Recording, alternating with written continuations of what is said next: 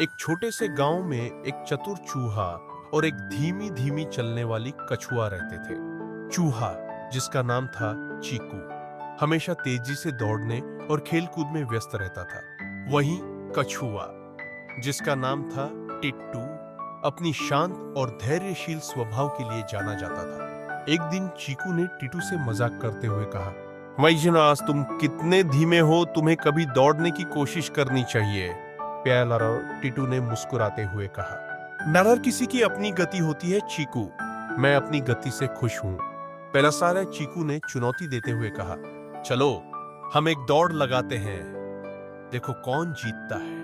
परार टिट्टू ने सोचा कि यह एक अच्छा विचार है और उसने हाँ कह दिया। दौड़ का दिन आया और गांव के सभी जानवर इकट्ठा हो गए। चीकू ने अपनी तेजी से दौड़ने का फैसला किया, जबकि टिट्टू ने अपने धीमे लेकिन स्थिर कदमों से चलने का। दौड़ शुरू हुई और चीकू ने तुरंत बढ़त बना ली। उसने सोचा, मैं तो इतना तेज हूं, मैं थोड़ी देर आराम कर सकता हूं। बेयाद अवसर, इसलिए उसने एक पेड़ के नीचे बैठकर सोने का फैसला किया।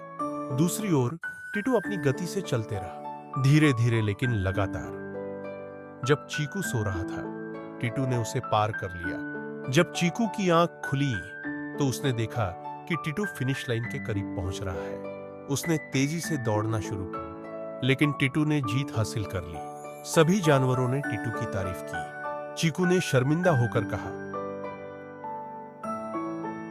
लेस्टन, मैंने सोचा था कि तेजी से दौड़ना ही सब कुछ है, लेकिन तुमने मुझे सिखाया कि धैर्य और स्थिरता भी महत्वपूर्ण है।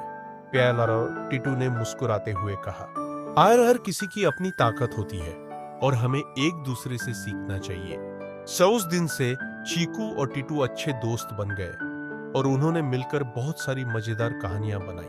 चीकू ने सीखा कि कभी-कभी धीमी गति से चलना भी जीतने का रास्ता हो सकता है।